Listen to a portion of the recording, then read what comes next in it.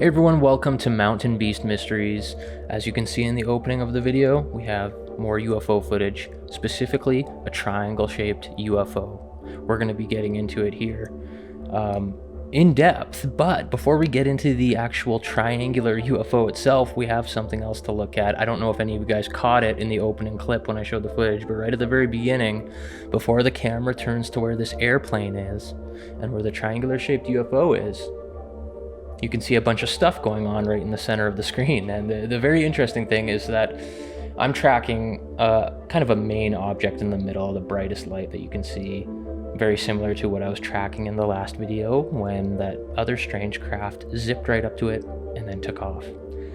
Well, we have a similar instance here. I'm tracking this object and then all this stuff's going on around it. But you can see the really interesting thing is there's something that appears to be almost like a shooting star, something like that. It's not a shooting star.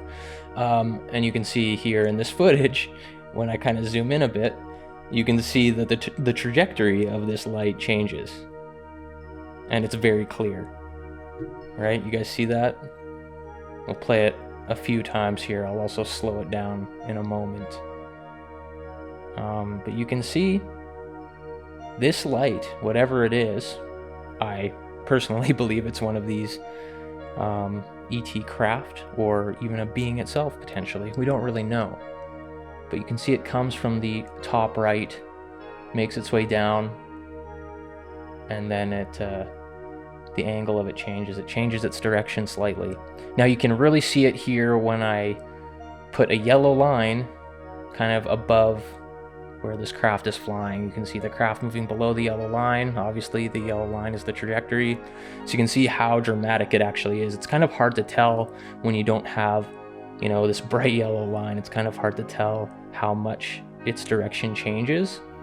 But you can see with the yellow line, obviously the direction changes twice. So this is very interesting, and this is very clearly not a shooting star, okay?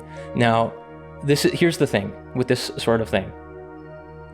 You could be looking up at the sky, or you could glance up at the sky and you can see one of these things moving and you'll be like, hey, wow, that was a really cool shooting star. Little did you know that a matter of seconds, maybe not even 1 second before you looked up at the sky, this thing changed direction. And it wasn't actually a shooting star, it was a UFO, you know? How many times do you think that happens? I have lots of other footage of these really fast shooting star looking things, like a lot. And they all need to be explored and analyzed in depth, you know, to discover, like to find out if these things are changing directions. And if they are changing directions, they're not shooting stars. Okay? And a lot of people still, after showing all this footage, think some of these lights that I'm filming are satellites. I can assure you they're not satellites. They're well below the atmosphere. I have other footage on my computer where you can see these lights flying at cloud level. You can see them flying underneath the clouds. Okay? They're not satellites. But, you know, that's something you're just going to have to believe me on. More of this footage is going to be revealed in my documentary. And we're going to be talking about it in even more, I guess, depth and detail. But very interesting. So like we get, you know, 2 for the price of 1 with this footage. We didn't even get to the meat and potatoes yet. Well, I guess this can be the potatoes and the triangle UFO can be the meat. So let's get to the meat. The camera pans over and boom. What is that thing? It looks to me like a triangular UFO, like a classic triangular UFO with 3 lights in each, like a light in each corner. What are the odds?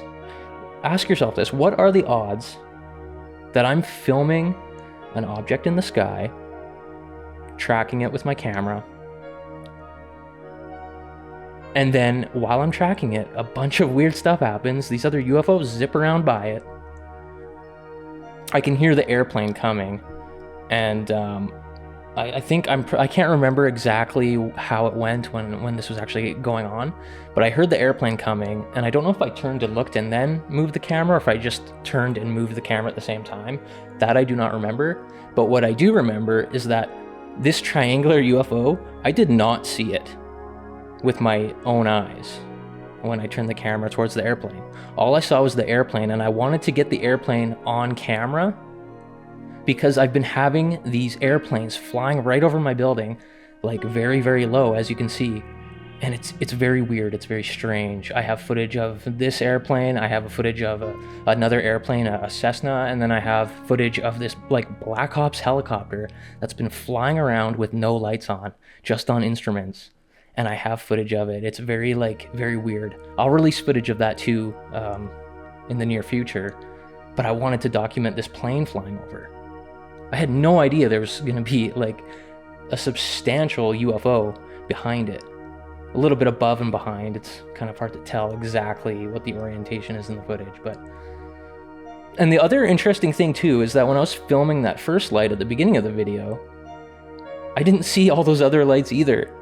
Like, it's really hard to see some of this stuff with the naked eye. The camera is really good at picking it up. I should also mention that this camera I'm using, the Panasonic G85, this isn't an infrared camera. It's not emitting infrared light, it's not detecting the infrared light.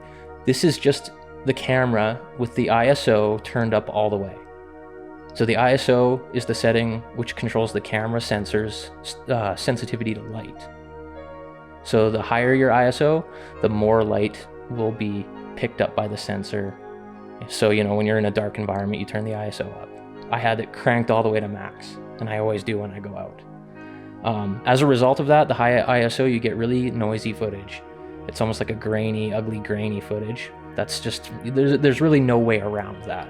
Especially with a camera with a small sensor like this. This is a micro four thirds sensor, significantly smaller than a 35mm full frame sensor that you'd see in most professional cameras. So, what do you guys think about this? Look at this thing. You know? This is very odd. Couldn't see it, couldn't hear it. I was just documenting the airplane. So, I don't know what to tell you. I want to know what you guys think about this. At the very end of the video, I'll play the full clip from start to finish. Because there's quite a bit more of the clip prior to the triangular UFO showing up. So you guys can go over that and you can analyze it, because there are other things that show up in the clip. That thing that moves really fast, that looks like a shooting star, that thing shows up multiple times in the video. And the part where it changes direction, that's kind of just what I focused on to talk about at the beginning of this video. But there's more going on, and there's probably some little things that I didn't catch as well.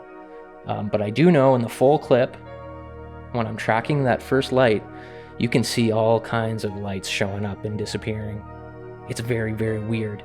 The weirdest thing about all of this, and this is what I've noticed, and this is something that I actually believe to be true, is that they'll show up as one light that looks very much like a satellite. Why does it look like a satellite? I don't know. I feel like they can control what they show up as to a degree. I think they want to show up as a satellite or as something that looks like a satellite because this is a downtown area of Edmonton where I'm doing CE5, practices, basically.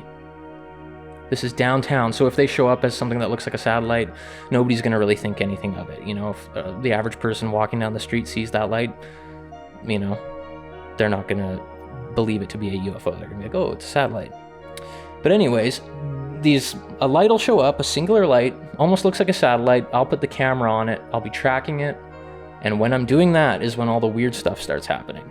You'll be tracking the light, and then all these lights will zip in and zip around and move around in front of, or around that light, I guess. The weird thing is that I think they're doing that to make it easy for me to film these things. I really truly think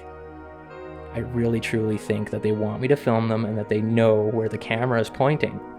Because I'm focused on this light, I'm tracking it, all this weird stuff happens. Then I turn the camera towards the plane, and at that nearly exact moment, I turn the camera all the way around to the plane. This triangular UFO shows up there. What are the odds? What are the odds of me capturing that? Very, very low. At least they should be low. The only reason they wouldn't be low is if, these things knew that I was filming and they wanted me to film. So I don't know what is really going on, but that's what I speculate. I think that these things know where the camera's pointed. They want me to film them. And that's really like all I can come up with to explain how I've been getting all this footage. The CE5 protocols and them actually knowing what I'm up to. Very, very weird. So there it is, triangular shaped UFO. Look at this still shot here. There's the airplane, and then you can see the craft. Now the camera shutter was at a low shutter speed. You can tell there's motion blur. There's serious motion blur, which is unfortunate. I wish with this footage that I was using a faster shutter speed, because it would have made the triangular craft a lot more defined and sharper. We wouldn't have all the weird motion blur that you can see in the still image, and then also in the shot as it's playing. So yeah, I just wanted to share this with you guys. You can get my initial thoughts on it. You'll hear more about it. You'll see more about it in the documentary film that I am creating. The film's called The Beings from Beyond, and it'll be ready very, very soon. So I hope you guys enjoyed seeing this and listening to me ramble on about it. That's pretty much it. I'll let the full clip play through here. You guys can go over it as many times as you want. Thanks for watching. Thanks for listening. Stay tuned. We got a lot more great stuff coming very, very soon. We'll see you next time on Mountain Beast Mysteries.